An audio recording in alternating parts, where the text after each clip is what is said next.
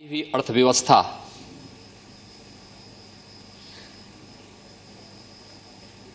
विकास दर में निरंतर हो रही गिरावट,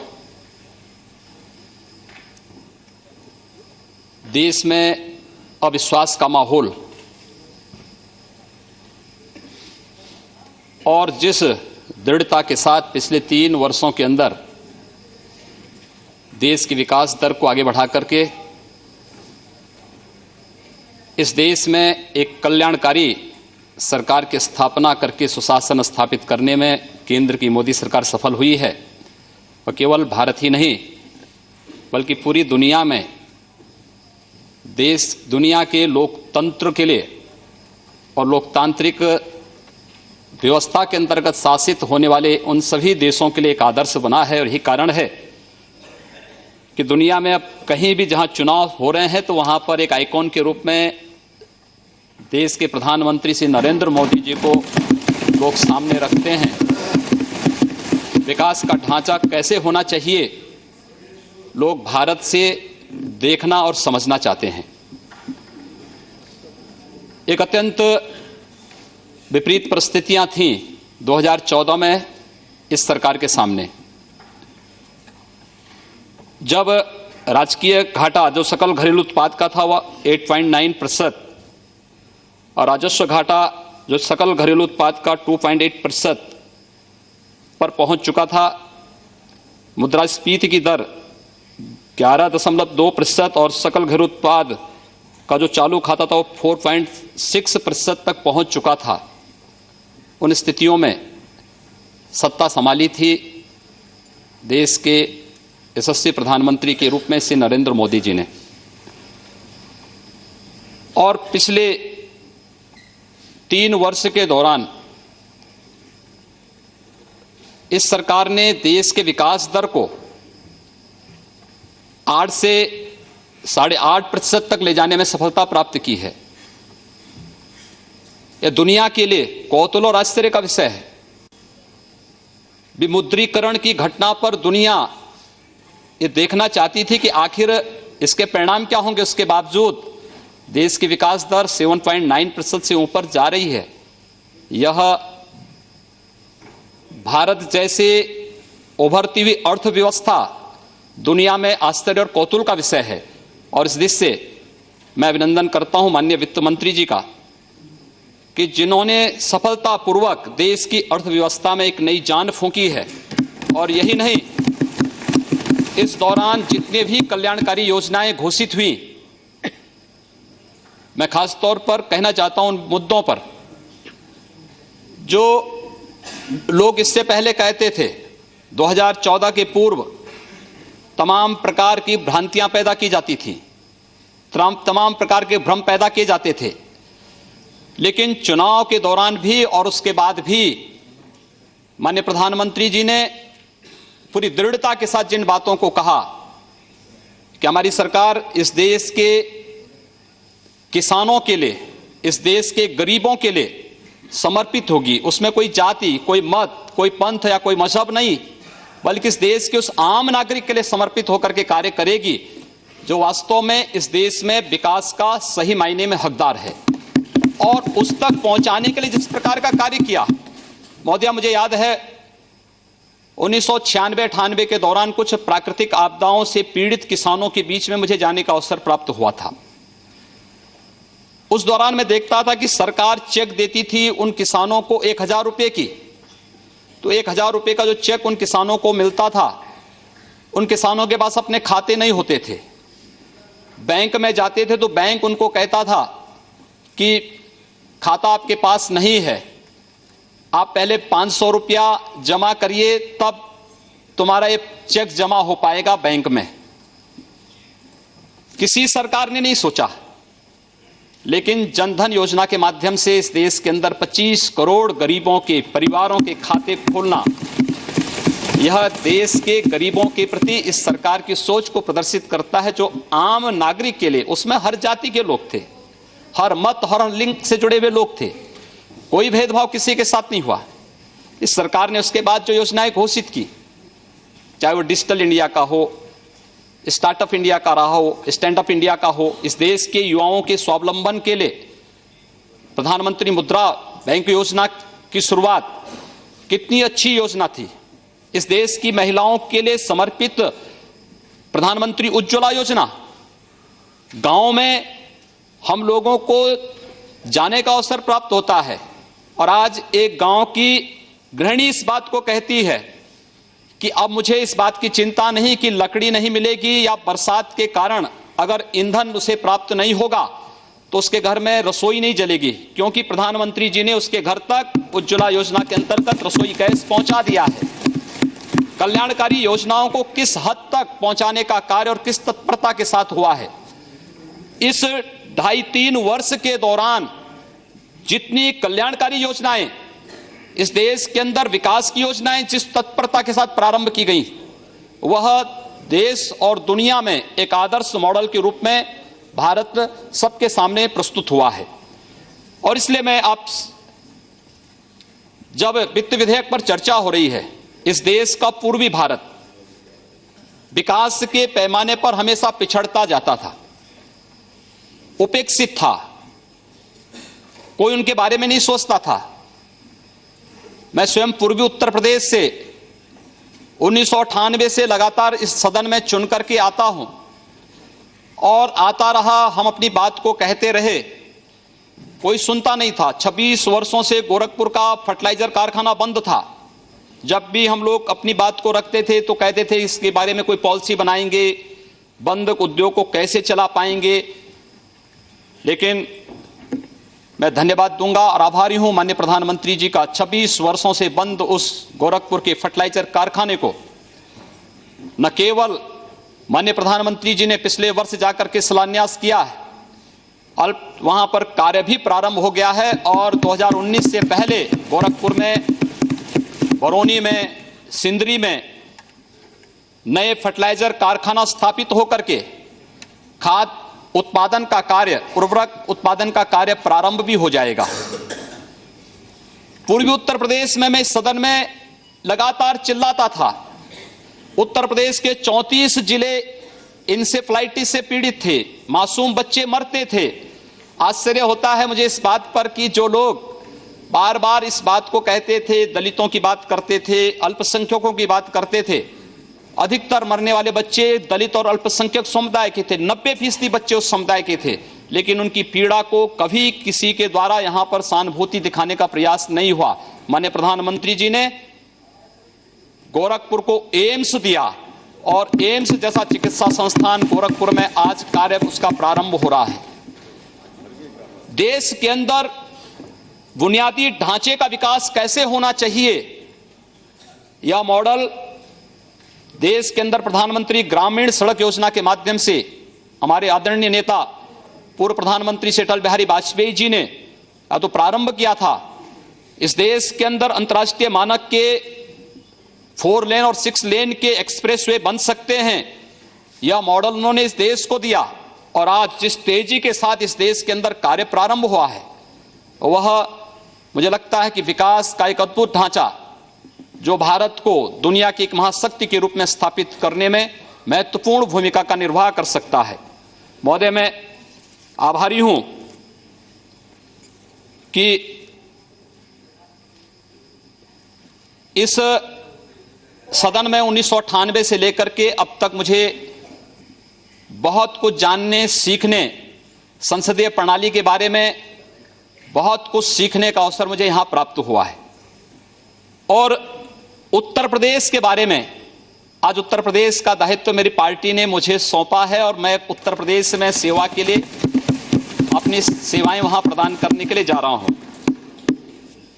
लेकिन मुझे बड़े दुख के साथ कहना पड़ता है कि 2.5 वर्ष में 2.5 लाख करोड़ रुपए केंद्र की मोदी सरकार ने उत्तर प्रदेश को दिए, लेकिन इस दौरान मात्र 78,000 करोड़ रुपए ही उत्तर प्रदेश के अंदर व्यय हो पाए हैं, क्योंकि उनका कोई विकास का ढांचा नहीं था। और मुझे लगता है कि ये जो स्थितियां हैं उत्तर प्रदेश के अंदर, मिला जनादेश स्वतः उन लोगों को, जिन लोगों ने विकास और लोक कल्याणकारी योजनाओं पर हमेशा प्रश्न चिन्ह लगाने का प्रयास किया है, उन लोगों पर एक तमाचा भी है। उत्तर प्रदेश का जनादेश इस बात को साबित करता है। मैं केवल अनुरोध करना चाहूंगा महोदय आप सबसे कि उत्तर प्रदेश के अंदर विकास का एक नया ढांचा, सबका साथ और सबके विकास की तर्ज पर अपने नेता आदरणीय प्रधानमंत्री श्री नरेंद्र मोदी जी के मार्गदर्शन में उत्तर प्रदेश के अंदर उत्तर प्रदेश की नई सरकार स्थापित करेगी। हम हर जाति, हर वर्ग और उत्तर प्रदेश के प्रत्येक नागरिक के विकास के लिए और उत्तर प्रदेश के प्रत्येक क्षेत्र के विकास के लिए हम लोग संकल्पित होकर के कार्य करेंगे। जो धनराशि अब तक खर्च नहीं हो पाई है, किन कारणों से खर्च नहीं हो पाई है, इन पर हम लोग प्रभावी ढंग से कार्य करने के दृष्टि से आज यहां पर उपस्थित हुए हैं। मैं केवल कहना चाहूंगा मोदिया, मुझे जब मैं पहली बार इस सदन में चुन करके आया था, उस समय जब मैं मेरी उम्र उस समय मात्र 26 वर्ष की थी, मैं बहुत पतला था। जब मैं यहां आता था तो अभी भी कोई बहुत मोटे नहीं है। अभी ठीक वैसा वजन बढ़ा। उस समय गोरखपुर की स्थिति ऐसी थी कि जब मुझे यहां पर उस समय के उर्वरक और रसायन मंत्री श्री सुरजीत सिंह बरनाला जी ने जब मुझे देखा तो मैं गोरखपुर खाद कारखाने के बारे में उनसे चर्चा करने के लिए गया, तो मुझे आधा घंटा घूरते रहे, देखते रहे। उन्होंने कहा आप गोरखपुर से चुन के आए हैं? मैंने कहा जी हाँ। कहा गोरखपुर से? मैंने कहा हाँ। तीसरी बार उन्होंने फिर पूछा, कहा गोरखपुर से ही? मैंने कहा हाँ, गोरखपुर उत्तर प्रदेश से। तो मैंने कहा आप सरदार जी ऐसा क्यों पूछ रहे हैं? उन्होंने कहा इसलिए क्योंकि मैं एक बार गोरखपुर गया था एक चुनावी सभा को करने के लिए, लेकिन दोनों ओर से बम चलने लगे, मैं भाग गया, तब से मैं गोरखपुर दोबारा नहीं गया। ये छवि थी गोरखपुर की। मुझे बहुत धक्का लगा इस बात को सुनकर के कि हमारे शहर के बारे में, हमारे जिले के बारे में लोग इस प्रकार की बातें करते हैं। मैं गोरखपुर गया, मैंने गोरखपुर के सभी व्यापारिक संगठनों को, सांस्कृतिक और सामाजिक संगठनों को बिठाया। मैंने कहा भी बाहर हमारे बारे में इस प्रकार का संदेश है, हमें सामूहिक रूप से इस लड़ाई को लड़नी है। सरकार कोई भी हो वह चलती रहे, लेकिन इस समाज की समस्या है, हम इसका समाधान यहां मिल बैठ करके करें। और मोदिया, मैं विश्वास के साथ कह सकता हूं कि पिछले 15 वर्षों में उत्तर प्रदेश के बारे में आज जो बातें, जो गोरखपुर के बारे में 1998 में मुझे सुनने को मिलती थी, आज उत्तर प्रदेश के बारे में पूरे देश के अंदर उस प्रकार की चर्चाएं होती थी। लेकिन मैं कह सकता हूं कि इन 15 वर्षों में हम लोगों ने गोरखपुर में एक भी व्यापारी को गुंडा टैक्स नहीं देने दिया, एक भी व्यापारी का, किसी भी चिकित्सक का अपहरण नहीं करने दिया, कहीं हमने किसी को अराजकता नहीं फैलाने दी। 5 वर्ष में उत्तर प्रदेश के अंदर 403 दंगे हुए, हमारे पूर्वी उत्तर प्रदेश में एक भी दंगा नहीं हुआ है। और हम फिर कह सकते हैं कि अब उत्तर प्रदेश में भी इस प्रकार की स्थिति हम लोग स्थापित करने में सफल होंगे, कोई संदेह इसमें किसी को नहीं होना चाहिए। और मैं इस बात को और भी पुरजोर तरीके से इसलिए कहना चाहूंगा, लोग मेरी उम्र के बारे में कह सकते हैं, मैं आदरणीय राहुल जी से 1 वर्ष छोटा हूं। खड़के जी, राहुल जी यहां पर सदन में नहीं हैं, मैं उनसे 1 वर्ष छोटा हूं उम्र में। और मुलायम सिंह जी की पार्टी के कोई यहां नहीं है। अखिलेश यादव से 1 वर्ष बड़ा हूं।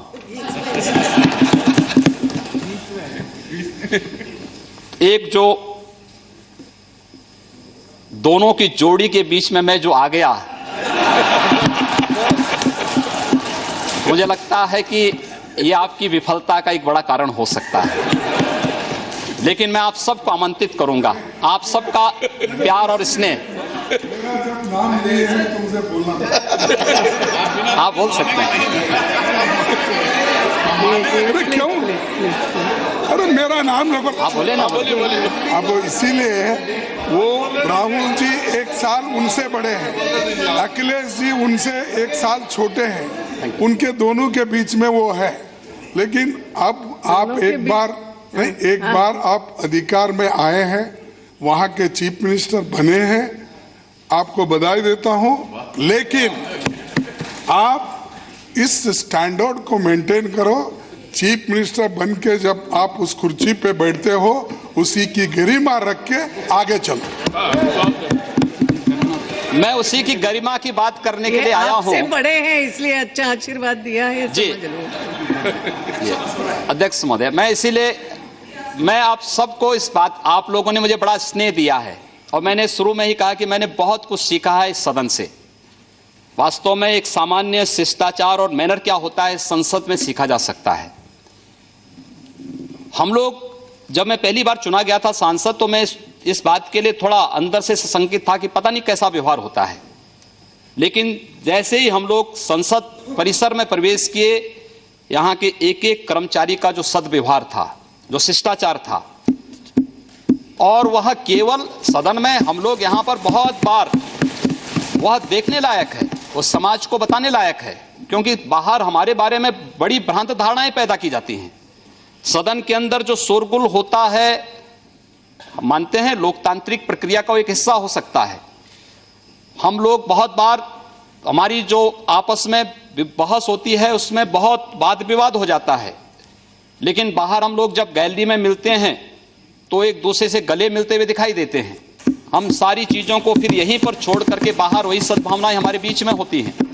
और मैं इस सब से, इसीलिए आप पूरे सदन से मैं इस बात को कहना चाहूंगा कि हमारी पार्टी ने, हमारे नेता ने मुझे जो दायित्व दिया है, मैं आप सबको आमंत्रित करूंगा उत्तर प्रदेश में। आप उत्तर प्रदेश में आए, स्वागत होगा आप सबका। उत्तर प्रदेश आदरणीय प्रधानमंत्री जी के सपनों का प्रदेश होगा, देश का उत्कृष्ट प्रदेश होगा, भ्रष्टाचार मुक्त प्रदेश होगा, दंगों से मुक्त प्रदेश होगा, अराजकता और गुंडागिर्दी से मुक्त प्रदेश होगा।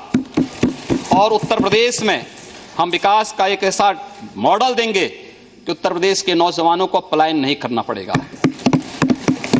उत्तर प्रदेश में माताओं और बहनों को अपनी सुरक्षा के लिए कहीं गुहार नहीं करना पड़ेगा। और यह कार्य वहां पर प्रारंभ आप देखिए अवश्य। और मैं आपको खासतौर पर, खड़गे जी, आप तो यहाँ पर नेता के रूप में हैं और हम आपको सादर आमंत्रित करेंगे। मैं पूरे सदन को आमंत्रित करूंगा कि वह उत्तर प्रदेश में आए, और उत्तर प्रदेश में आप देखते रहिए बहुत कुछ बंदी होने जा रही है वहां।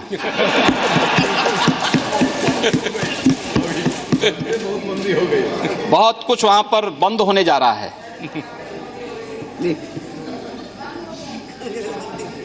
अध्यक्ष जी, आपने भी हम लोगों को बड़ा स्नेह दिया है इस सदन में, और आपने जिस कुशलता से इस सदन को संचालित करने और इस सदन में आने वाले नए सदस्यों को अवसर दे करके आगे बढ़ने का जो अवसर दिया, एक मंच के रूप में देश की सर्वोच्च सदन में जो अवसर दिया है, मैं बार बार आभारी हूं।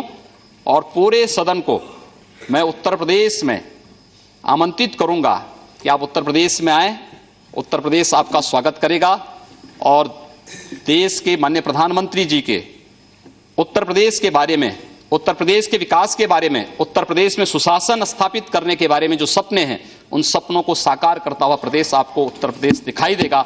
यही कहते हुए मैं एक बार पुनः आप सबका आभारी व्यक्त करते हुए वाणी को यहीं पर विराम देता हूं। धन्यवाद।